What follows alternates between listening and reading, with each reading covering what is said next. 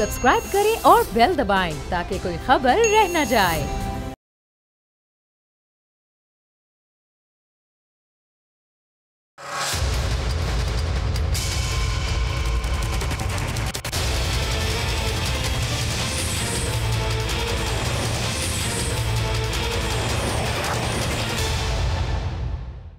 अस्सलाम वालेकुम, आप देख रहे हैं प्रोग्राम बस बहुत हो गया। मैं हूं अरबाब जहांगीर। कराची में आम आदमी के लिए घर बनाना एक ऐसा मुश्किल ख्वाब है जो पूरा हो जाए तो वो खुद को किंग समझने लगता है। एक आम आदमी अपनी ख्वाहिशें मार कर पैसे जोड़ कर एक घर बनाने के लिए अपनी सारी जिंदगी लगा देता है, लेकिन तब भी उसका ये ख्वाब पूरा हो जाए ऐसा कंफर्म नहीं होता। और कुछ लोग ऐसे भी होते हैं जो अपना घर बनाने के लिए कामयाब तो हो जाते हैं, लेकिन उनका पूरा होने वाला ख्वाब एक डरावना ख्वाब बन जाता है जब उन्हें यह पता चलता है कि उनका घर गैर कानूनी जमीन पर बना है। और कराची में तो अक्सर लोगों के साथ ऐसा होता रहता है। अभी हाल ही में सुप्रीम कोर्ट ने शार फैसल पर कायम नस्ला टावर को फौरी गिराने का हुक्म दिया है और अदालत के रिमार्क्स हैं कि नस्ला टावर कब्जे की जमीन पर तामीर किया गया है। बिल्डर्स, रिहायशी और तिजारती यूनिट्स के रजिस्टर्ड खरीदारों को 3 माह के अंदर उनकी पूरी रकम वापस करें। और कराची, जिसे कभी रोशनियों का शहर कहा जाता था, आज वो कंक्रीट का जंगल कहलाता है। मगर ये कंक्रीट का जंगल सिर्फ चंद सालों में नहीं बना। ये सिलसिला कब से शुरू हुआ, जरा इस पर एक नजर डाल लेते हैं। शहर में जमीनों पर कब्जा तो गुज़िश्ता कई दहाइयों से होता चला आ रहा है। पहले तो इंक्रोचमेंट की मदद से कब्जे का तरीक़ाकार इस्तेमाल किया जाता था, लेकिन इन कब्जों ने जोर तब पकड़ा जब 2005 में जमीनों की चाइना कटिंग शुरू की गई। सरकारी इदारों की सपोर्ट से सियासी असर रसूख रखने वाली शख्सियात ने चाइना कटिंग करके कौमी खजाने और आवाम को अरबों नहीं बल्कि खरबों रुपए का नुकसान पहुंचाया। गैर कानूनी तरीके से हुकूमत की जानिब से आवाम की सहूलत फराहम किए गए बड़े बड़े amenity plots, play grounds, community centres, सरकारी ज़मीनें, तफरीही पार्क्स, मसाजिद और कब्रिस्तानों के लिए मुख्तस की गई ज़मीनों पर गैर कानूनी तजावुज़ात और कब्जा किया गया। और फिर इन ज़मीनों को 60, 80 और 100 गज़ में कटिंग करके प्लॉट्स की शक्ल में बेच दिया गया। और देखते ही देखते नॉर्थ नाज़माबाद, न्यू कराची, गुलशन इकबाल, गुलिस्तान जौहर, कोरंगी और सरजानी टाउन समेत पूरे शहर में अरबों रुपए मालियत के सरकारी गैर सरकारी एराजी पर गैर कानूनी तजावुज़ात कायम करके उनकी चाइना कटिंग की। और फिर सरकारी इदारों की मिलीभगत से चाइना कटिंग की ज़मीनों को जाली नक्शे और दस्तावेज़ात तैयार करके फ़रोख्त कर दिया गया। और फिर पीपल्स पार्टी का दौर आया, जिसके बाद इन ज़मीनों पर आबादियाँ, यहाँ तक के पूरे इलाके कायम होने का आगाज़ हो गया। और चाइना कटिंग के ज़रिए हासिल की गई ज़मीनों पर बिल्डर्स ने कई मंजिला फ्लैट्स खड़े कर दिए। सुप्रीम कोर्ट में पेश की गई रिपोर्ट के मुताबिक पिछले 15 साल में कराची में तकरीबन 10 खरब रुपए से ज़ायद मालियत की ज़मीन पर चाइना कटिंग की गई है। और सबसे ज़्यादा चाइना कटिंग साबिक मेयर कराची मुस्तफ़ा कमाल के दौर में की गई। सुप्रीम कोर्ट कराची के मुख्तलिफ अजला से कब्ज़ा और चाइना कटिंग के ऐसे 35,000 प्लॉट्स पर से फौरी नाजायज़ तजावुज़ात खाली कराने की हिदायत कर चुका है। और आज कराची को तामीर के लिए तखरीब की ज़रूरत पड़ रही है, मगर होना तो ये चाहिए था कि वो सरकारी इदारे जो आज सुप्रीम कोर्ट के हुक्म पर काम कर रहे हैं, माजी में क्यों हिचकिचाहट का शिकार थे। आज अरबों रुपए तामीरात पर लगने के बाद उन्हें गिराया जा रहा है, जो न सिर्फ बिल्डर्स के लिए बल्कि उन खरीदारों के लिए तशवीश का बाइस हैं जिन्होंने अपनी तमाम जमा पूंजी ऐसे प्रोजेक्ट्स पर लगा दी है। अब सिलसिला ये है कि कराची में मुख्तलिफ जगहों पर एहतजाज किया जा रहा है। आज बिलावल भी जिन लोगों की तजावुज़ात गिराई जा रही हैं वो पहुंचे थे, जहां कुछ गिरफ्तारियां भी अमल में आई। अब क्या ये सिलसिला इसी तरह से चलता रहेगा? बिल्डर्स प्रेस कॉन्फ्रेंस कर रहे हैं, खुद नस्ला टावर के जो रिहायशी हैं वो प्रेस कॉन्फ्रेंस कर रहे हैं। और अब एक एहतजाज का नया सिलसिला चल निकला है। खुर्रम शेर जमान साहब पाकिस्तान तहरीक इंसाफ के सीनियर रहनुमा हमारे साथ मौजूद हैं। साबिक चेयरमैन आबाद आरिफ जीवा साहब भी मौजूद हैं। जरा इस आम मसले पर दोनों साहिबान से गुफ्तगू करते हैं। खुर्रम साहब, ये अब ज़ाहिर सुप्रीम कोर्ट का ऑर्डर तो आ गया, इंतज़ामिया पाबंद है उस हुक्म को मानने की, लेकिन उसका नुकसान तो आवाम को हो रहा है। अब इसका हल क्या निकलना चाहिए? ज़ाहिर है आपकी सूबे में हुकूमत नहीं है, लेकिन विफाक में आपकी जमात की हुकूमत है। क्या कर सकती है इस सिलसिले में पाकिस्तान तहरीक इंसाफ? अच्छा देखें जी, गुजारिश ये है कि असल में हर आदमी अपना काम कर रहा है ना। जो सिंध बिल्डिंग कंट्रोल अथॉरिटी है जो आती है सिंध हुकूमत के नीचे, वो अपना काम कर रही है, वो नोट बना रही है और दबा की करप्शन चल रही है, लूटमार चल रही है। मेरा तो ये सवाल है कि बिल्डर का क्या कसूर है। बिल्डर ने एक ज़मीन ली, किसी से ख़रीदी और उस ज़मीन की इजाज़त दे दी गई सिंध बिल्डिंग कंट्रोल अथॉरिटी की तरफ से। उन्होंने पैसा ले लिया, पैसा लेने के बाद परमिशन दे दी। अब अगर ज़मीन गलत है और अगर नाजायज़ जगह पे बनी हुई तो उसकी जिम्मेदारी किसकी आती है? वो सिंध बिल्डिंग कंट्रोल अथॉरिटी की आती है ना। आज देखें पूरे पाकिस्तान में अगर कोई इदारा सबसे ज़्यादा जहाँ पे अगर आपको करप्शन मिलेगी वो सिंध बिल्डिंग कंट्रोल अथॉरिटी है, जहाँ पे सालाना अरबों रुपए की करप्शन होती है। कोई बिल्डर बेचारा जो है वो कोई बिल्डिंग खड़ी नहीं कर सकता जब तक वो नक्शा पास करने के लिए 2-3 करोड़ रुपए ना दे दे। उसके बाद हर फ्लोर चढ़ता जाएगा, उसके बाद उसको पैसे देने पड़ेंगे।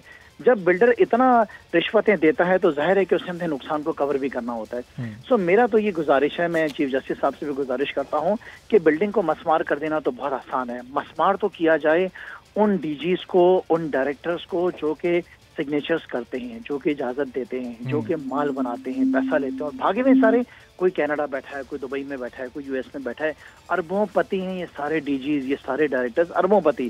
सिर्फ डीजी नहीं, नीचे के डायरेक्टर्स भी।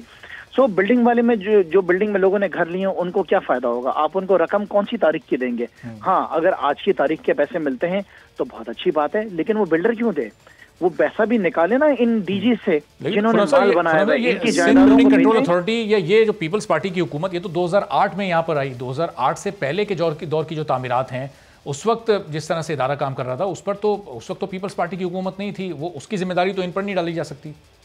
आपसे गुजारिश कर रहा हूँ कि जो डीजीज थे, जिन की हुकूमतें, देखिए पीपल्स पार्टी का 5वां दौर है सूबे सिंध के अंदर, 5वां दौर, और 14 साल से तो लगातार हुकूमत के अंदर है। तो सबसे बड़े स्टेक होल्डर्स तो यही है ना, इनके अलावा कौन से स्टेक होल्डर्स हैं?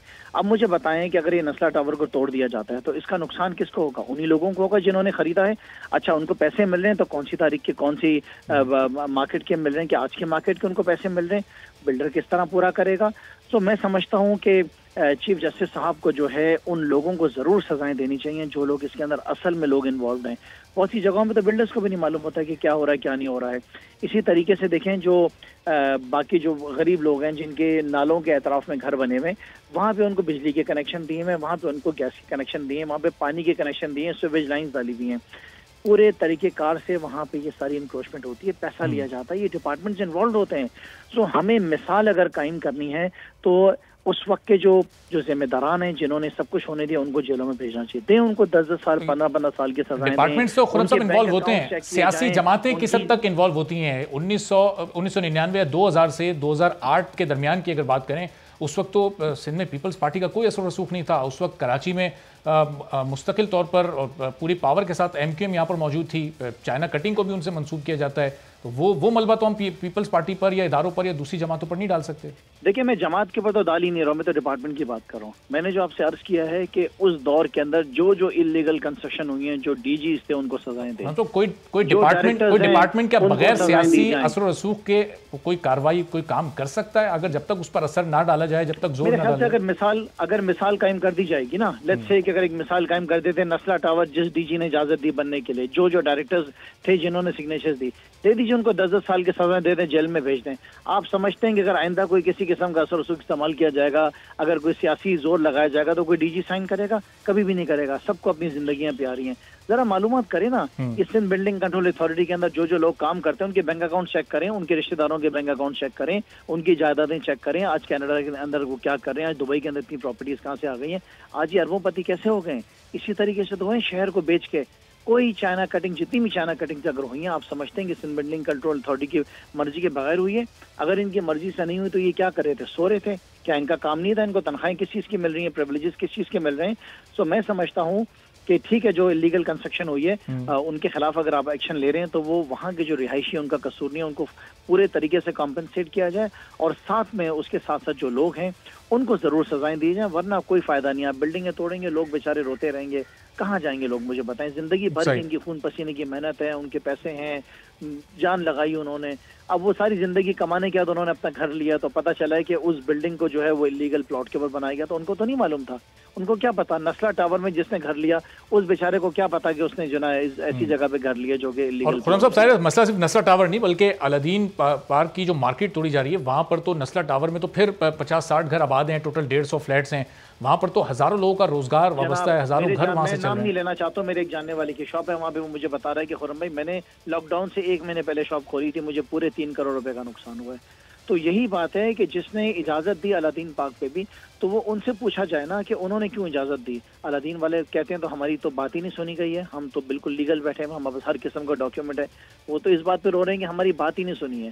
सो मैं समझता हूँ कि जब तक इदारों को सजाएं नहीं दी जाएंगी, जब तक डिपार्टमेंट्स को जो है अकाउंटेबल नहीं ठहराया जाएगा, जब तक मैं नहीं समझता हूँ कि मामला ठीक होंगे। आज की तारीख में भी लीगल बिल्डिंग्स बन रही हैं। आप आ जाएं क्लिफ्टन में, देखें कितने एसटी प्लॉट्स के ऊपर जो है ये तमाम मामला चल रहे हैं। तो चीफ जस्टिस साहब ने जो नोटिस किया बिल्कुल ठीक नोटिस है, लेकिन अगर डिपार्टमेंट्स में लोगों को, जिम्मेदारान को अगर सजाएं नहीं मिलेंगी तो ये मामला चलते रहेंगे। और सिर्फ क्लिफ्टन ही खुरम साहब, ज़ाहिर है जो लियाकताबाद, नाज़माबाद और गुलशन इस तरह के इलाके हैं, वहाँ तो गली गली में जो सिंगल स्टोरी घर थे उनको तोड़कर बड़े बड़े फ्लैट्स बनाए जा रहे हैं। मैं आपकी तरफ वापस भी आता हूँ कि ये सिलसिला किस तरह से रोका जाए। आरिफ जीवा साहब को भी ज़रा गुफ्तगू में शामिल करते हैं। आरिफ साहब, जब एक बिल्डर कोई ज़मीन खरीदता है, उसके इल्म में तो बड़े अच्छे तरीके से होता है कि ये ज़मीन ये लीगल है, ये पार्क की ज़मीन है, ये किसी मस्जिद के लिए मुख्तस है, ये कोई कब्रिस्तान का हिस्सा है। फिर वो मंजूरी लेता है, वो एनओसी लेता है, फिर उसके बाद उसके लीज़ के लिए दरख्वास्त दी जाती है। तो बिल्डर के इल्म में ये बात नहीं होती कि ये मैं गैर कानूनी ज़मीन पर एक गैर कानूनी तामीर करने जा रहा हूँ, चाहे वो SBCA मंजूरी दे दे या कोई और इदारा मंजूरी दे दे, वो मंजूरी भी तो गैर कानूनी ही होगी अगर बुनियादी गैर कानूनी है तो।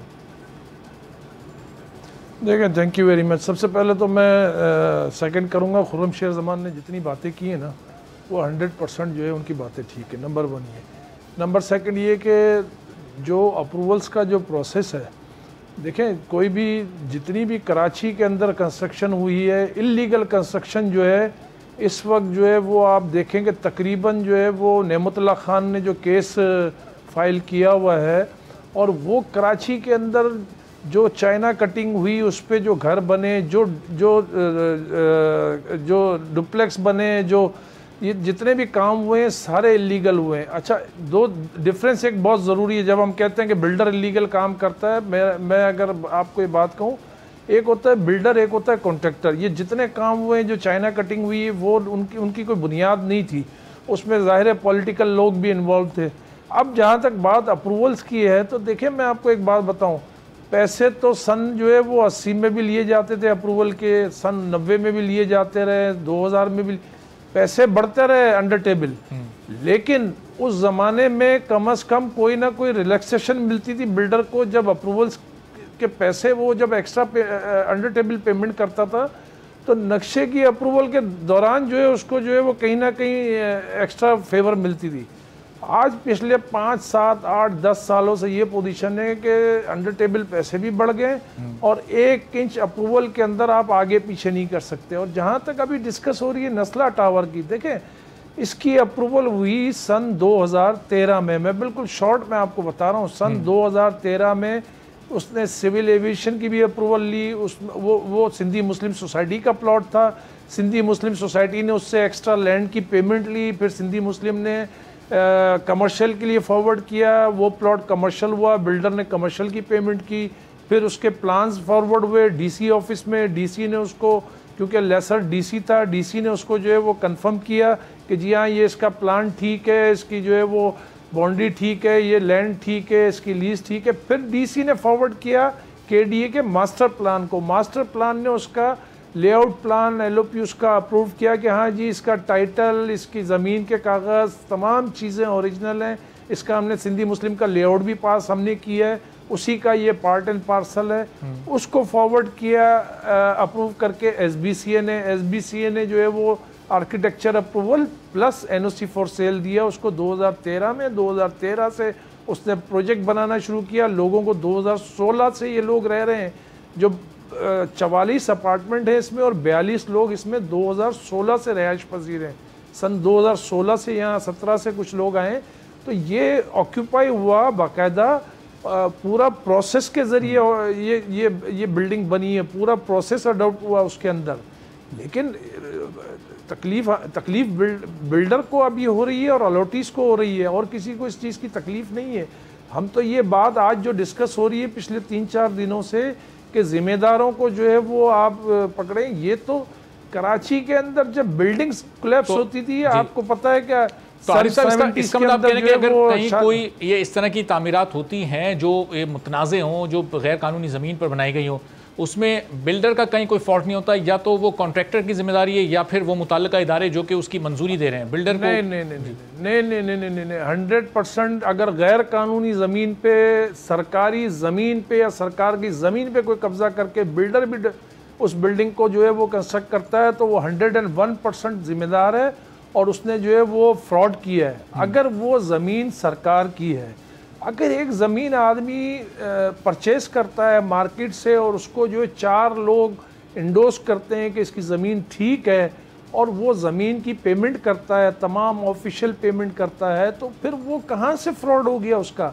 आपने अप्रूवल दी है उसकी चार जगहों से, फिर सिविल एविएशन ने उसकी अप्रूवल दी है, यानी 20 से 22 इदारों ने उसकी अप्रूवल दी, जब जाके वो बिल्डिंग खड़ी हुई है। और आज का बायर, आज का क्लाइंट जो 1-1.5 करोड़ रुपए का या 15 मिलियन का या 20 मिलियन का या 10 मिलियन का जब अपार्टमेंट परचेस करने आता है या बेंगलोर परचेस करने आता है, उसको तमाम अवेयरनेस दे दी है सोशल मीडिया ने। वो जब उस बिल्डर के पास जाता है तो एक एक चीज चेक करता है, उसकी ड्राइंग चेक करता है, उसकी एनओसी का फिर वही लेटर चेक करता है। अब चलें, ये जो अलादीन पार्क वाला मामला है, यहाँ पर कोई 280 के करीब दुकानों की मंजूरी थी, फिर ये 650 दुकानें ये कहाँ से आ गई? ये अगर इनकी किसी ने मंजूरी भी दे दी तो फिर ये मंजूरी भी तो गैर कानूनी हुई। एक गैर कानूनी काम की बुनियाद पर पूरी तामीर खड़ी कर दी गई, पूरी इमारत खड़ी कर दी गई, तो वो फिर उसको कैसे जस्टिफाई किया जाएगा जो 400-450 दुकानें इजाफी आ गई?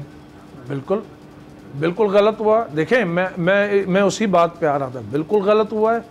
देखें, फ़हीमुज़्ज़मा उस दिन आए थे एक चैनल पे, आपके यहाँ भी थे शायद, मैं सुन रहा था, 260 दुकानों की उन्होंने अप्रूवल दी थी और यहाँ पे 650 शॉप्स बनाई गई, 5% या 7% कमर्शियल अलाउ किया था उनको। गलत किया ना। खैर वो बिल्डर तो नहीं था, वो तो अम्यूजमेंट पार्क के लिए दी गई जगह, वो बिल्डर नहीं है जिसने प्रोजेक्ट बनाया, वो कोई आबाद का मेंबर नहीं है। लेकिन जब 250 शॉप्स तो ठीक थी ना, वो तो प्लान के मुताबिक थी, तो फिर 650 क्यों तोड़ी जा रही है? भाई जितना इलीगल काम हुआ है वही डेमोलिश होगा ना। अगर मैंने 10 मंजिला बिल्डिंग की अप्रूवल ली है और मैं 12 मंजिला बना देता हूँ, 2 मंजिला में जो है वो एक्सेस डाल देता हूँ, गलत काम करता हूँ, उस प्लान को वायलेट करता हूँ, तो आप 2 फ्लोर तोड़ेंगे ना, 12 मंजिल थोड़ी तोड़ेंगे उसकी। इसी तरह अलादीन पार्क के अंदर अगर 650 शॉप्स बनाई गई 260 की जगह, तो जो 260 के अलावा जो शॉप्स उन्होंने बनाई हैं उनको जो है वो रिमूव करना चाहिए, 100% रिमूव करना चाहिए, उसमें कोई नहीं है। और दूसरी बात ये कि कोई भी बिल्डर जो आबाद का मेंबर है, हम किसी के साथ खड़े नहीं होते। अगर वो इलीगल किसी ज़मीन के ऊपर इलीगल कंस्ट्रक्शन करता है, अगर गलत काम करता है, जिसकी अप्रूवल लिए बगैर काम करता है, इंक्रोचमेंट करता है, हम उसके 101% हम उसके अगेंस्ट हैं, पहले भी थे, आज भी हैं और आइंदा भी रहेंगे। आप तो कई दहाइयों से ये काम कर रहे हैं और एक तवील अरसे से आपकी ये ज़ाहिर एसोसिएशन भी बनी हुई है। आपके अंदाजे के मुताबिक कराची में कितनी गैर कानूनी तामीरात होंगी? नस्ला टावर तो चलें एक सामने आ गई, अलादीन पार्क भी एक वो सामने आ गया, अलादीन की मार्केट, और ऐसी कितनी कमर्शियल और रेजिडेंशियल गैर कानूनी तामीरात मौजूद होंगी कराची में, एक मोहतात अंदाजे के मुताबिक अगर बता सकें? देखिए, मैं ज़ाती तौर पे आपको मैं क्लियर कर रहा हूँ, नस्ला टावर को हम जो है गैर कानूनी नहीं समझते, हो गैर कानूनी नहीं है, नंबर 1 ये। इसके अलावा बेतहाशा गैर कानूनी बिल्डिंग्स हैं, बेतहाशा जो है वो, आप चाइना कटिंग का हिसाब कर लेना, चाइना कटिंग तो कोई पार्क नहीं छोड़ा गया, कोई ग्राउंड नहीं छोड़ा गया, कोई हॉस्पिटल, और सबसे ज्यादा ये किस दौर में हुई आरिफ साहब? कि वो बाइक, जी ये सबसे ज्यादा किस दौर में ये चाइना कटिंग हुई, कब से इसका आगाज हुआ?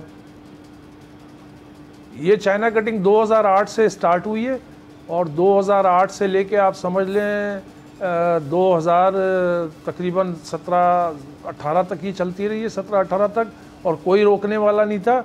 और इसमें जो है वो सियासी लोग इन्वॉल्व थे, उस इलाके का यूसी मेंबर इन्वॉल्व था, यूसी चेयरमैन इन्वॉल्व था, उस इलाके का जो है वो एसएचओ इन्वॉल्व था, उस इलाके का जो है वो जो वहाँ के रहायशी या जो भी पॉलिटिकल लोग थे 100% वो इन्वॉल्व थे, सबकी मर्जी से। तो फिर आरिफ साहब, ज़ाहिर है सज़ा भी इन सबको मिलनी चाहिए, सिर्फ एक इदारा सिंध बिल्डिंग कंट्रोल अथॉरिटी, ज़ाहिर है उसकी गलती है, जितनी उसकी गलती है सज़ा दें, लेकिन ये जो बाकी लोगों की इन्वॉल्वमेंट है, इनके मुलव्विस हुए बगैर भी ये अमल मुमकिन हो नहीं सकता था। मैं आपकी तरफ वापस आता हूँ। मोहम्मद अली साहब नस्ला टावर के रिहायशी हैं, कल प्रेस कॉन्फ्रेंस में भी ये बड़े पेश थे, ज़रा उनसे भी गुफ्तगू करते हैं। मोहम्मद अली साहब, अब ये क्या इस वक्त आपके मुतालबात हैं? ज़ाहिर है कल आप बता तो चुके हैं सारा प्रेस कॉन्फ्रेंस में, अगर एक बार फिर आप लोग बता सकें, और कब तक की आपको डेडलाइन दी गई है बिल्डिंग खाली करने की, और फिर ये तमाम रिहायशी हैं, अब इनकी आगे स्ट्रेटजी क्या है इसको लेकर?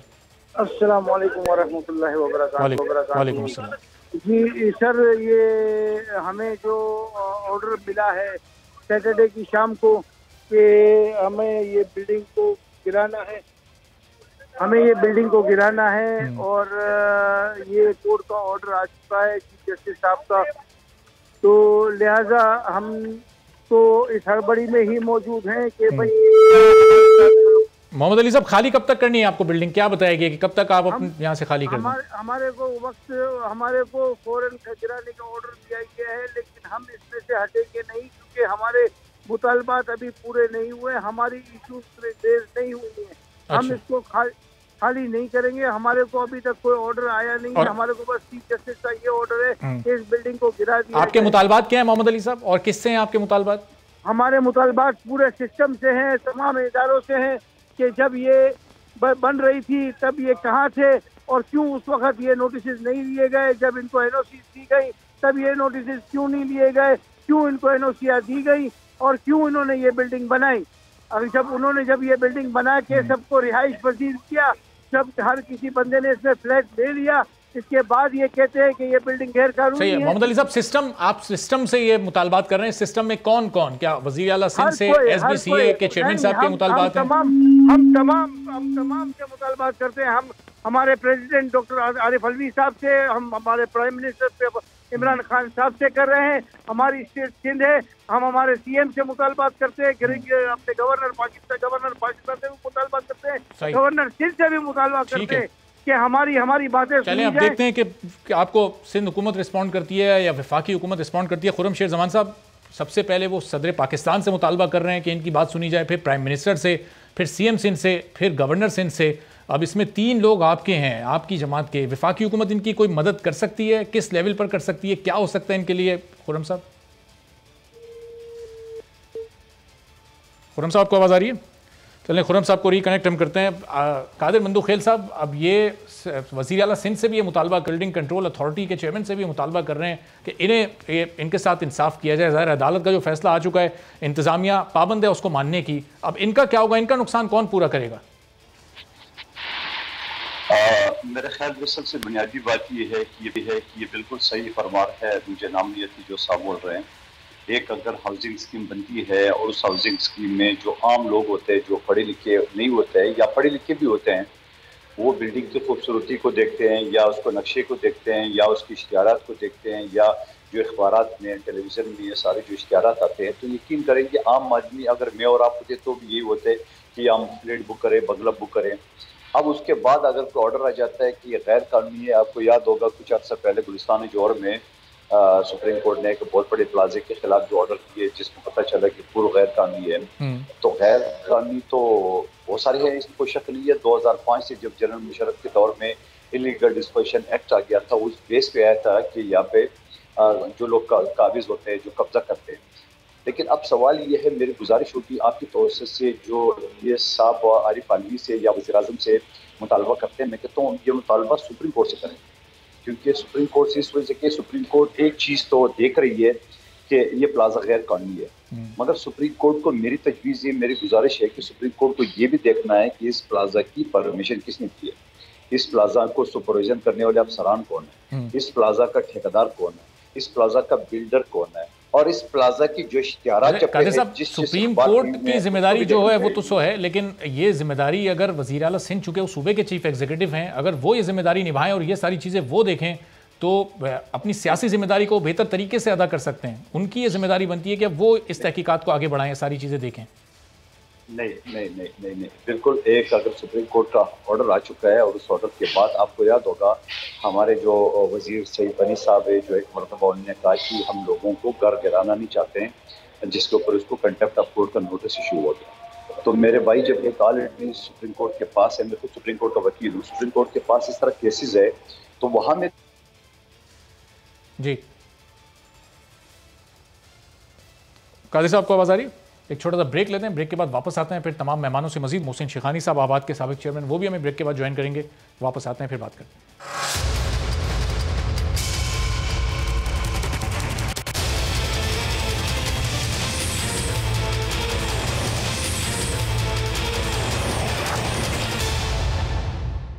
प्रोग्राम में एक बार फिर आपको खुशामदीद कहते हैं। और ज़ाहिर है अब ये तजावुज़ात का जो मसला है ये एक बड़ा अवामी मसला है, लेकिन जब आप किसी सियासतदान से बात करें तो वो दूसरी जमात पर ये जिम्मेदारी आयद करता है। जब आप किसी बिल्डर से बात करें तो बिल्डर ये बताता है कि मेरी गलती नहीं है, इदारे की गलती है। इदारों वालों से जब आप बात करने की कोशिश करें तो इदारे वाले तो आते नहीं हैं, जवाब देते नहीं हैं, बताते नहीं हैं। और फिर अभी खुर्रम साहब मौजूद थे, खुर्रम शेर ज़माना बता रहे थे कि उनकी प्रॉपर्टीज़ में और उनके असासों में जो इजाफा होता जा रहा है उस पर भी तहकीकात की ज़रूरत है। मोहसिन शेखानी साहब भी हमें ज्वाइन कर चुके हैं, आरिफ जीवा साहब, कादिर मंदुखेल साहब भी हमारे साथ हैं। तो मोहसिन शेखानी साहब ये जब तक कोई अपनी गलती का एतराफ़ नहीं करेगा वो उस वक्त तक गलती ठीक कैसे होगी? ये इतना बड़ा मामला है, हज़ारों की तादाद में बिल्डिंग्स बन गई, लेकिन ना कोई सियासी जमात इसमें अपनी गलती मानने को तैयार है, ना कोई इदारा मानने को तैयार है, ना कोई बिल्डर मानने को तैयार है। तो फिर ये किस तरह से इस मामले को फिक्स किया जाएगा? ये गलती है कहाँ बुनियादी? सिस्टम का पार्ट तो ये सारे ही हैं। आपने अभी पूछा कि ये जो इशू है ये इंक्रोचमेंट का इशू है, यही कहा ना आपने? जी। तो इंक्रोचमेंट का इशू अगर है तो आपका घर है और कल अगर मैं कहूँ आपके घर पे कि आप इंक्रोचमेंट पे बैठे हुए हैं तो कैसे होगा? मतलब आप किसके पास जाएंगे? आप लीज दिखाएंगे, आप अपने डॉक्यूमेंट दिखाएंगे, आप अपने सारे दस्तावेज जो भी आपके जहाँ भी से लीज कराई, जो आपका ऑनरशिप, जो आपको अलॉटमेंट, वही दिखाएंगे ना। बिल्कुल। आप किसके पास जाएंगे? हम भी तो यही कह रहे हैं, हम कह रहे हैं हम लोग ऐसा एसोसिएशन जो बिल्डर है वो सारे प्रोसेस करवाते हैं। हम कोई किसी ऐसी जगह नहीं जाते, इससे कमर्शियलाइजेशन कन्वर्जन हुआ, अखबार में इश्तिहार आया। ये तो हर किसी के घर को इंक्रोचमेंट कह देंगे। जो असली इंक्रोचमेंट है जिसके लिए पार्क बने हुए हैं, जो नजर आ रहा है, जो कच्ची आबादी थी, जो पिटीशन थी रहमतुल्लाह की, उसको तो हम भूल गए। हम प्रोजेक्टों को ले आए सारी इंक्रोचमेंट में जो बने हुए जिन्होंने इदारों ने किए हैं। तो खुदारा हम तो ये कह रहे हैं कि आपका घर भी मेरा घर भी सब इंक्रोचमेंट है। इंक्रोचमेंट का कहीं तो आप बताएंगे किसको इंक्रोचमेंट कह रहे हैं? अगर हम उन चीजों को क्लियर नहीं करेंगे तो मसाइल हो जाएंगे। ये तो पूरा शहर इंक्रोचमेंट हो गया, पूरा पाकिस्तान। लेकिन साहब ये लीज, ये एनओसी और ये सारे डॉक्यूमेंट्स तो जाहिर है अदालत में भी पेश किए गए होंगे, दिखाए गए होंगे वहां पर कि ये सारे डॉक्यूमेंट्स हैं। फिर जाहिर है उसके बाद अदालत ने इन सबको परख कर इनकी जांच पड़ताल के बाद ही फिर कोई फैसला किया होगा। क्या समझते हैं आप? मैं समझता हूँ कि अदालत ने कमिश्नर साहब को कहा पहले कि ये नाले पे प्रोजेक्ट बना हुआ है, ये गए रिपोर्ट आई कि नाले पे नहीं बना हुआ, तो कमिश्नर को और सबको डांट पड़ी कि तुम लोग सब मिले हुए हो। उसके बाद उन्होंने कहा कि इसकी लीज 1953 में हुई थी। ये 53 में जब लीज हुई थी तो ये 800 गज का प्लॉट था, बंगला था, और इसके साइज कैसे बढ़ गया। जब कभी लीज होती है 1953 में, उसके बाद ये रोड 280 फीट का था पहले, ये 240 हुआ। जो एक्स्ट्रा लैंड भी वो मिली इनको। जब इसका एनओसी होने जाता है, हम जो कराते हैं तो वेरिफिकेशन कराते हैं, डीसी ऑफिस इसको फॉरवर्ड करता है, जो रिकॉर्ड ऑफ राइट जिसके पास है, सोसाइटी इसको फॉरवर्ड करती है। हमें बता दें कि हम किसके पास जाके अप्रूवल करवाएं। आप बता दें कि हाँ ये इदारा है, इसके बाद कोई आपको नहीं पूछेगा, आप सच्चे हो जाओगे, हम तो सब खत्म हो जाएगा। ठीक है, चलें मोहसिन साहब, ज़ाहिर है इस पर मजीद भी बात करनी। सिद्दीकी साहब सीनियर डायरेक्टर इंक्रोचमेंट इस वक्त हमारे साथ मौजूद हैं। बशीर साहब, पूरे कराची में ज़ाहिर है आपका इदारा इंसदाद तजावुज़ात का काम कर रहा है, कितने हज़ार बिल्डिंग इस वक्त मौजूद हैं, किस किस दौर में वो तामीर हुई हैं, और वो आपके इदारे के सामने ये तामीरात होती रहीं? आपका इदारा क्या कर रहा था बशीर साहब? देखिए, सबसे पहले तो मैं आपको ये बता कि कराची मेट्रोपॉलिटन कॉरपोरेशन ने सबसे पहले तो अपनी जो बनाई हुई तकरीबन 3 से 3.5 हज़ार दुकानों को मसमार किया सुप्रीम कोर्ट के ऑर्डर्स के ऊपर। देखा होगा कि हमारी पूरी मार्केटें थी, इम्प्रेस मार्केट थी, आप जो गार्डन था हमारा बल उसके तरफ में, और इस तरह आराम में, और लुंडा बाजार था, बिल्कुल इसी तरीके से। सुप्रीम कोर्ट के ऑर्डर से पहले आपको नहीं पता था कि ये तजावुज़ात हैं, ये गैर कानूनी है? देखिए, चीफ जस्टिस साहब के जो ऑर्डर्स हैं वो 2018 में सीपी के अंदर उन्होंने ये ऑर्डर्स किए हैं कि कोई भी फुटपाथ, कोई भी पार्क, कोई भी ग्राउंड, कोई भी जो पार्क है, कोई भी एसटी प्लाट है, उस पे किसी किस्म की भी कमर्शियल एक्टिविटीज नहीं हो सकती। सही। और 2018 से पहले इसकी इजाजत थी, उनके ऑर्डर से पहले? तो उससे पहले तमाम जगहों के ऊपर जो है ये चीजें बनी थी। 40-45 साल का ये बिगाड़ था, और ये बड़ा खूबसूरत चीफ जस्टिस साहब ने ऑर्डर किया है। अच्छा बशीर साहब, इस बिगाड़ का जिम्मेदार कौन था? ये हुकूमतें थी, सूबाई हुकूमतें, ये इदारे थे जिसमें आपका इदारा भी है, जिसमें SBCA भी है, ये इदारे जिम्मेदार थे या हुकूमतें, या दोनों ही जिम्मेदार थे? देखिए, जिस तरह आपको बताया कि ये 40-45 साल से ये सिलसिला चला आ रहा था। और उस वक्त जो था, अब मैं तो ये नहीं कह सकता कौन जिम्मेदार था इसका, लेकिन इसको जाहिर बात है 40 साहब अगर देखें, अगर एमक्यूएम के दौर में ये हो रहा है तो जाहिर है जिम्मेदारी एमक्यूएम की बनती है, पीपल्स पार्टी के दौर में हो रहा है जिम्मेदारी पीपल्स पार्टी की बनती है। 40-45 साल पहले मैं जिस तरह आपसे जिक्र कर रहा था कि ये इस किस्म के इख्तियारात यूज करते थे तमाम माफिया और तमाम इदारे यही करते थे। और जिस तरह कहा कि हम नालों के ऊपर जब कराची जब उस वक्त तक 5 साल 50 लाख 60 लाख 70 लाख के ये इदारे खुद करते थे या उन पर प्रेशर डालकर कोई करवाता था? नहीं देखिए, मैं फिर अब आप देखिए क्लियर मुझे करना है, फिर आपको समझ में आ जाएगा। मैं आपसे अर्ज कर रहा था कि कराची जब 45-40 साल पहले 50 लाख की आबादी का शहर था, 3.5 करोड़ 3 करोड़ की आबादी का शहर है। उस वक्त आप ये देख लें कि उस वक्त पार्क ग्राउंड ये जितने एसटी प्लॉट थे उस वक्त लोगों वहां पर जो है इसकी इजाजत भी और वो बन रहे थे, लोगों को नजर नहीं आता था।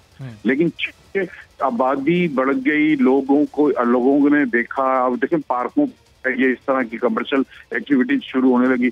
ये जिस तरह जिस काम बढ़ता जा रहा था तो ये इस पर चीफ जस्टिस साहब ने समझा। लोगों को तो नजर आता है, हुकूमतों को और इदारों को नजर नहीं आ रहा होता होगा। आज भी जब गलियों में तामीरात हो रही होती हैं, जिन लोगों को उनसे तकालीफ होती हैं वो आपके इदारे में आकर एप्लीकेशन जमा करवाते हैं, लेकिन उनको धक्कों पर धक्के लगवाए जाते हैं, उसके बाद वो बेचारे आना जाना छोड़ देते हैं, कहीं कोई कार्रवाई नहीं हो रही होती। इसीलिए तो ये सुप्रीम कोर्ट का ऑर्डर आया है। तो बशीर साहब, सुप्रीम कोर्ट आपके इदारे को और दीगर इदारों को याद दिला रहा है कि ये आपकी जिम्मेदारी है। 40-45 साल से हो रहा था और आपके इदारे सो रहे थे, उनके सामने सब कुछ हो रहा था। मैं कह रहा था, मैं वही तो आपको बताना चाह रहा हूँ, तो जस्ट लाइक ऐसे ही है जिस तरह आप कह रहे हैं। लेकिन अब चूंकि ऑर्डर्स आ गए हैं कराची को खूबसूरत बनाने के लिए और उस पर क्या नाम के कार्रवाइयां हो रही हैं, और आपने देखा नहीं कराची पिछले साल कराची। बशीर साहब बस आखिर में आप ये बता दें कि ऑर्डर्स आ गए कराची को खूबसूरत बनाने के, बदसूरत कराची को किसने बनाया? इस सिस्टम में शामिल किसी ने तो बनाया होगा ना, किसी सियासी जमात ने बनाया होगा, किसी हुकूमत ने बनाया होगा, किसी इदारे ने बनाया होगा। ये जिम्मेदारी किसी पर तो फिक्स करें या आवाम ने बना दिया? चीफ आपने कहा ना कि जिन लोगों ने ये काम किया उनके खिलाफ जो है वो इंक्वायरी की जाए, उनके खिलाफ एक्शन लिया जाए। चीफ जस्टिस के उसमें ऑर्डर है, अपने उनके साथ में ये भी ऑर्डर मौजूद है और ये इनके खिलाफ। लेकिन मैं फिर दोबारा 40-45 साल का बिगाड़, जिन लोगों ने ये ऑर्डर्स किए हैं ज्यादा में वो ऑफिसर या तो मर गए या जो है वो रिटायर्ड हो चुके हैं, लेकिन उसके बावजूद उनके खिलाफ जरूर होना चाहिए। चीफ जस्टिस ने वो ऑर्डर कहा है, उसको अपने ऑर्डर में लिखा है। सही। अच्छा आरिफ जीवा साहब, ये गुफ्तगू आप दायरे देख रहे हैं, मौजूद हैं आप, चीफ जस्टिस साहब तयन करें कि ये बिगाड़ किसने पैदा किया है। ये सबकी आंखों के सामने हो रहा था, उस वक्त सबकी आंखें बंद थीं। अब आज जब आवाम का नुकसान हो रहा है तो उस पर ज़ाहिर है एतराज़ सबको हो रहा है। अब इस बिगाड़ की जिम्मेदारी आप किसी पर फिक्स करेंगे? आपकी नज़र में कौन इसका जिम्मेदार है पिछले 40-45 साल में जो भी हुआ है? देखिए मैं थोड़ा सा, आपने देखा होगा मुस्कुरा भी रहा था इनकी बात पे जी, कि चीफ जस्टिस साहब ने, इन्होंने 2 दफ़ा कहा कि चीफ जस्टिस साहब ने कहा है कि कराची को खूबसूरत बनाना है। तो फिर सिंध में तो या सिंध या पाकिस्तान में फिर ये जो वज़ीर आला, गवर्नर, ये मिनिस्टर्स, मैं पूरे पाकिस्तान की बात कर रहा हूँ, क्योंकि हर काम तो कोर्टों के ऑर्डर्स पे हो रहे हैं। क्या आपको नहीं पता, क्या हमें नहीं पता, क्या बशीर साहब को नहीं पता कि कराची में कहाँ कहाँ इंक्रोचमेंट हुई है? एक आम आदमी के, सरकारी छोड़ दें, आम आदमी के किस प्लॉट पे इंक्रोचमेंट हुई है, कौन से प्लॉट, तमाम चीजें अब जो supreme court, high court, lower court order करेगी तो हम काम करेंगे। बशीर साहब को और इनके इदारे को ये हिदायत भी होगी कि ये जो इंक्रोचमेंट्स हुई हैं आपने इस तरफ नहीं देखना। हर हुकूमत में ये हिदायत होती रही होंगी कि आपने देखना नहीं है इनकी तरफ। यस। और दूसरी एक बात अरबाब, मैं आपको एक बात बताऊं, एक बात जो चल रही थी कि किसके दौर में जो है इंक्रोचमेंट हुई। देखें, दौर किसी का भी हो, इंक्रोचमेंट जो है ना, जिसका जो इलाका था, उस जहाँ उसका जोर था उस इलाके में इंक्रोचमेंट हुई। एनपी के तो कभी हुकूमत नहीं रही कराची के अंदर या सिंध के अंदर, एनपी के एरियाज में भी इंक्रोचमेंट हुई और वो भी इन्वॉल्व रहे उसके अंदर, वो सियासी पार्टी। दौर से इसका कोई ताल्लुक नहीं है कि किसका दौर है, आज किसी और का दौर आएगा। जिस इलाके में जिसका पावर रहा वहाँ इंक्रोचमेंट रही। मैं शॉर्ट में एक हल्की आपको बात करूँ जो आप पूछ रहे थे। देखिए, सुप्रीम कोर्ट जो है वो एक लार्जर बेंच बनाए, हो सकता है कुछ चीज़ें जो हैं वो रह गई हों, एक लार्जर बेंच बनाए। और दूसरी बात ये, और इनको सुने अलॉटीज़ को, और दूसरी बात ये कि देखिए सीएम सिंध को इंटरवीन करना चाहिए, नासिर शाह साहब को इंटरवीन करना चाहिए, वज़ीर बल्दियात को। सईद गनी साहब ने कल जो है, मैं किसी चैनल पे उनको सुन रहा था, सईद गनी साहब ने क्लियरली कहा है कि वो खुद उन्होंने इस चीज़ को माना है, वो गवर्नमेंट के नुमाइंदे सरकार के, उन्होंने कहा कि जो अलॉटीज़ उधर रह रहे हैं उनका क्या कसूर है इसमें। और जब बिल्डर एक बात कर रहा है कि मैंने एनओसी लिया है, मैंने सारी चीज़ें की हैं, मैंने सारी तमाम चीज़ें जो हैं वो तमाम इदारों से एनओसी लेके की है, तो फिर तो सईद गनी साहब ये कह रहे हैं कल के, फिर तो मुझे नहीं समझ आ रही कि ये जो है अब इस ऑर्डर को हम देखेंगे। जाहिर है आज मेरा ख्याल है सुबह हमने चेक किया था, कमिश्नर साहब के पास ऑर्डर पहुंचे नहीं, तो ये इसका हल है, हल नहीं है, लेकिन सही चलें इसके लिए जो है एक हल तो आपने तजवीज़ कर दिया। कादिर मंदुखेल साहब, बशीर सिद्दीकी साहब जिस इदारे में काम करते हैं वो सिंध हुकूमत के मातहत आता है, 13 साल से आप लोग की सूबे में यहाँ हुकूमत है, और बशीर सिद्दीकी साहब को अमल करने के लिए हाई कोर्ट सुप्रीम कोर्ट के ऑर्डर्स दरकार हैं, तो फिर यहाँ हुकूमत का क्या किरदार है? हुकूमत के ज़ेर मातहत ये जो इदारे चल रहे हैं, इनकी ये कारकर्दगी आपके सामने ही है। क्या आप यकीन से कह सकते हो कि ये सारी बिल्डिंग, ये सारे कब्जे, ये सारे तजावुज़ात पीपल्स पार्टी के दौर में हुए? नहीं, लेकिन कायम रहे, पीपल्स पार्टी के दौर में कायम रहे। इससे पहले जो हुए हैं उनको भी पीपल्स पार्टी ने कायम रखा। अदालती अहकाम जब तक नहीं आए, जब तक किसी को गिराया नहीं गया। कायम तो आपने भी रखा, आप लोग भी खामोश थे, आज बोल रहे हो तो उस वक्त क्यों नहीं बोल रहे थे? आप लोगों ने इस चीज़ को कायम रखा। उस कायम शाही को तो हम तो सिर्फ निशानदेही कर सकते हैं, आवाज़ उठा सकते हैं, अमल करना हुकूमत का काम होता है। आज तो आप निशानदेही 13 साल बात कर रहे हो, तो पहले क्यों नहीं किया आपने? जब जनरल मुशर्रफ के दौर में ये कब्जे और ये सारे शुरू हो गए और इलीगल डिस्पोजिशन एक्ट का जो कानून आया था पहली मरतबा, ये उस वक्त शुरू था। बहरहाल इस चीज़ को छोड़िए कि ब्लेम गेम वाली बात पे मैं नहीं जा रहा हूँ, किसके कसूर क्या है। मैं तो सिर्फ इतनी बात कर रहा हूँ कि एक गरीब आदमी जमा पूंजी जमा करके और वो एक प्लाजा में फ्लैट लेता है, वो अखबारात में इश्तिहार भी आते हैं, टेलीविज़न में इश्तिहार भी आते हैं, और बिल्डिंग कंट्रोल वाले दूसरे तीसरे का एनओसी भी उनके पास पड़े हुए, और जब वो बेचारे अपार्टमेंट में आ जाते हैं 10-20 साल बाद, ओ हो ये तो गैर कानूनी। तो भाई ये गैर कानूनी में तो ये जितने लोग इश्तिहार दे रहे थे, जितने लोग खामोश थे, ये सब बोल। अब सवाल इस मसले का हल ये नहीं। एक केस मैं जब वकील बन रहा था सुप्रीम कोर्ट का, तो मुझसे जो उस वक्त चीफ जस्टिस साहब थे, उसने एक सवाल किया कि हमें एक काम बताओ कि हम सुप्रीम कोर्ट क्या करें, ये जो ब्लास्फेमी लॉज है। तो मैंने कहा एक केस को आप प्रेसिडेंट बनाए शुरू से लेकर आखिर तक, उस केस को मिसाल बना के देखता हूँ मैं आगे कौन करता है। अब सवाल ये है कि सुप्रीम कोर्ट ने बड़ा सिंपल से इंतहाई अदब के साथ ये प्लाजा गिरा दो गैर का। अरे भाई इस प्लाजा में तो सबसे ज्यादा बिल्डर अपना पैसे लेके गए, सरकारी अफसरान अपना रिश्वत लेके गए, जमीन जलसाजी से जिसने बेचा वो अपने पैसे लेके। ये तो गरीबों को जो जमा पूंजी है वो है, उसको आप बेदखल करे। आप एक काम करें, उस प्लाजा को गिराने से पहले इन सबको बुलाओ कि ये जमीन किसने बेचा, किसने ट्रांसफर किए, किसने परमिशन दिए, कौन से अखबारात, कौन से टीवी में इश्तिहार आ गया था, कौन से डिपार्टमेंट खामोश। कादिर साहब बिल्कुल अदालत को तो बुलाना चाहिए, लेकिन जो सरकारी अफसरान उसमें रिश्वत ले रहे हैं वो यहीं की सरकार के अफसरान है ना। उन सरकारी अफसरान को रिश्वत लेने और देने से कौन मना करेगा, कौन रोकेगा, किसकी जिम्मेदारी है? वो भी अदालत करे। देखिए मैं चीज तो आपको चलिए कादिर साहब की तरफ वापस आते हैं। मोहसिन साहब ये देख, जो सियासी जमातें हैं, जो हुकूमतें हैं, वो अपनी जिम्मेदारी कबूल करने को तैयार नहीं है। फिर आखिर में जो सफ़र कर रहा है वो सिर्फ एक आम आदमी कर रहा है। ये ज़ाहिर है कहीं से गलत चीज़ की बुनियाद पड़ती है तो वो अपनी इंतहा तक पहुंचती है। अदालत तो जो सबूत पेश होते हैं उनकी बुनियाद पर अदालत ने फैसला देना है, लेकिन ये सही और गलत का फैसला, इसमें कहीं हुकूमतों को भी किरदार आप देखते हैं नहीं देखते? आप अदालत की तरफ लीजिए, मैं भी गुस्ताखी करने के लिए नहीं बैठा हूँ। मैं सिर्फ इतनी बात कर रहा हूँ कि ये जो गैर कानूनी बिल्डिंग बन गया उसका जिम्मेदार वो गरीब आदमी सिर्फ नहीं है जिसकी जमा पूंजी जमा है, आप उसको बदखल करें। इसकी जिम्मेदार तमाम इदारे, तमाम डिपार्टमेंट, तमाम लोग हैं। बात ये होता है ना, ये तो बड़ा आसान काम है, ये डिमोलिश कर दो प्लाजा, लो जो बाढ़ में जाए, गरीब लोग रोड पे आ जाए, फुटपाथ पे बैठ जाए। लेकिन सवाल ये है कि ये कब तक? ये तो जमाने से जब से मैंने वो संभाला यही चीज होता है, लेकिन इसको रोकने वाला कौन नहीं है। लेकिन अब रोकने वाला अगर सुप्रीम कोर्ट है, यकीन अच्छा काम करे। कराची बदामी केस में मैं एक पार्टी का वकील हूँ, सब चीजें। तो मेरी सिर्फ दरखास्त इतनी है, आपको याद हो कि एक शख्स जो जेल में झूठे केस में बंद हुआ और उसके बाद उसका केस चलाते चलाते दो उसकी चाचा मर गए, उसका वालिद मर गया, और जब सुप्रीम कोर्ट ने उसको बरी कर दिया तो पता चला 2 साल पहले वो खुद मर चुका था।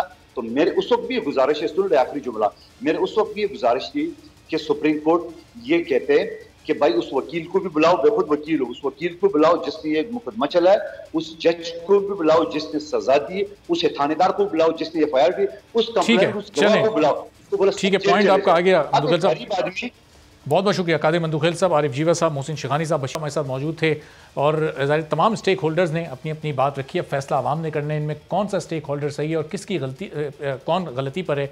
एक ब्रेक लेते हैं, ब्रेक के बाद जब वापस आएंगे तो कोरोना वैक्सीन लोगों ने जब लगवाना शुरू की तो पिछले 2 रोज़ में शहर के मुल्क के 2 बड़े शहरों में इस वैक्सीन की शॉर्टेज हो गई, लोगों को भी बड़ा सफ़र करना पड़ा। एक ब्रेक के बाद इस पर मज़ीद बात करते हैं।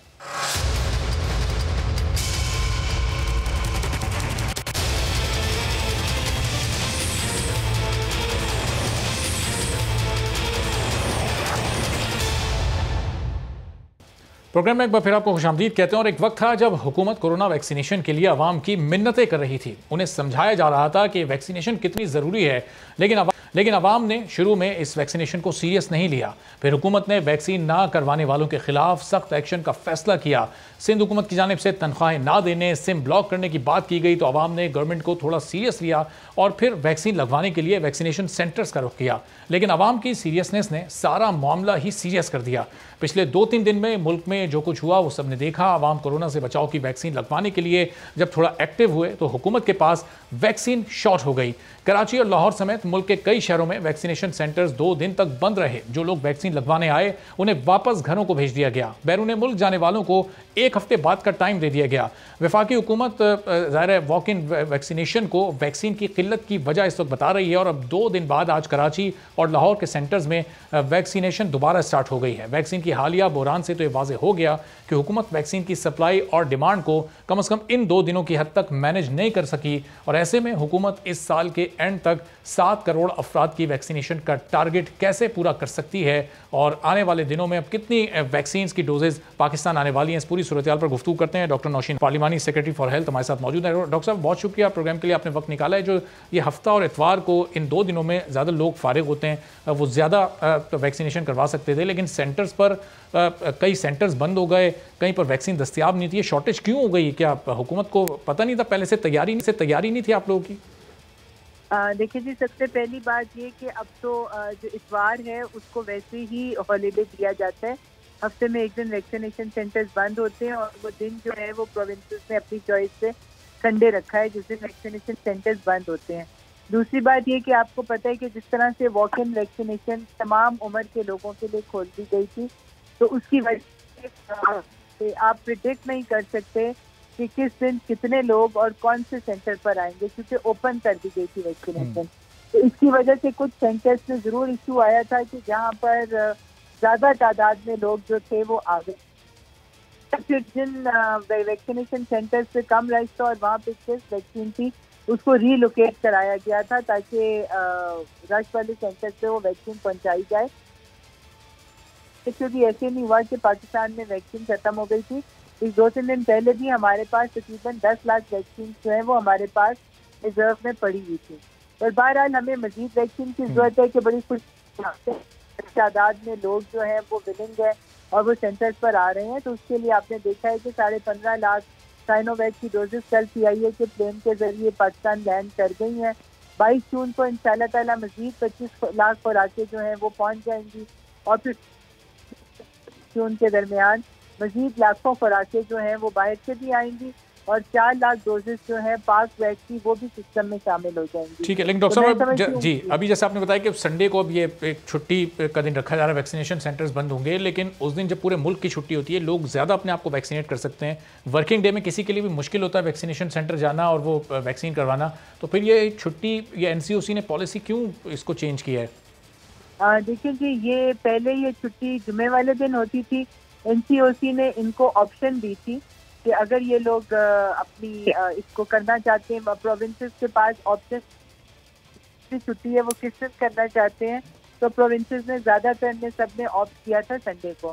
फिर बहरहाल कई जगहों पे इंशाल्लाह ताला जैसे ही ये वैक्सीनेशन के लिए लोग ज़्यादा होंगे, मैं समझ 3 हफ्ते के वैक्सीनेशन कुछ जो मेजर सेंटर्स हैं वहाँ वैक्सीनेशन सेंटर्स वहाँ पर 7 दिनों के लिए भी खोल दी जाएगी। जैसे जैसे जरूरत बढ़ती जाएगी वैक्सीनेशन सेंटर्स की 1700 सेंटर्स हैं, इसको 2200 तक लेकर जाना है और इंशाल्लाह ताला इसी तरह से जो है वो फैसिलिटीज़ को बढ़ाया जाता जाएगा। सही, लेकिन डॉक्टर साहब अब ये 2 डोजेज़ वाली वैक्सीन है, 95% पाकिस्तान में यही वैक्सीन लग रही हैं, साइनोवैक और साइनोफार्म। इन 2 डोजेज़ के दरमियान वक्फे को 4 हफ्ते हुआ करता था, 21 रोज़ का, अब वो उसको बढ़ा दिया गया है, उसको 6 हफ्ते कर दिया गया है NCOC की तरफ से। ये पॉलिसी भी तब्दील हुई है और इसकी वजह? देखिए जी, ये हर वैक्सीन का एक अपना होता है। जो साइनोफार्म जिसको इनिशियली 3 हफ्ते कहा गया था, वो 3 से 4 हफ्ते उसका ब्रैकेट होता है, तो वो 3 हफ्ते तब कहा गया था, इसमें थोड़ी सी गुंजाइश होती है।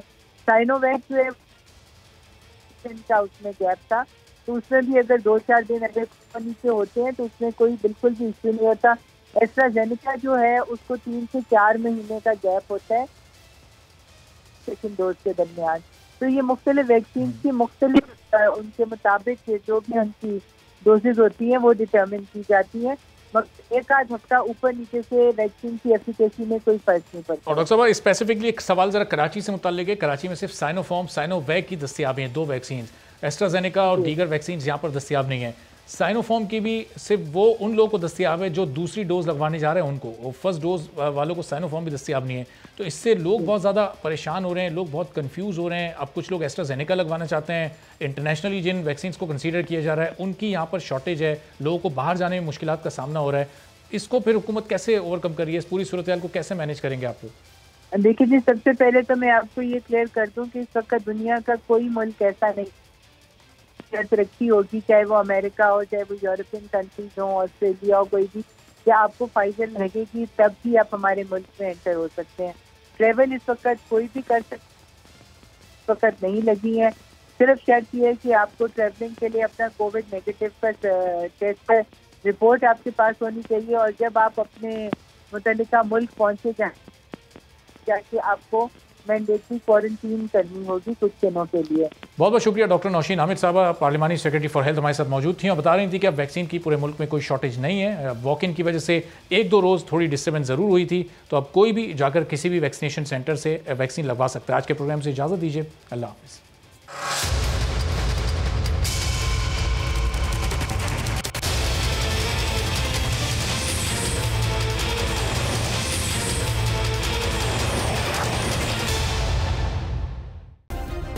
सब्सक्राइब करें और बेल दबाएं ताकि कोई खबर रह न जाए।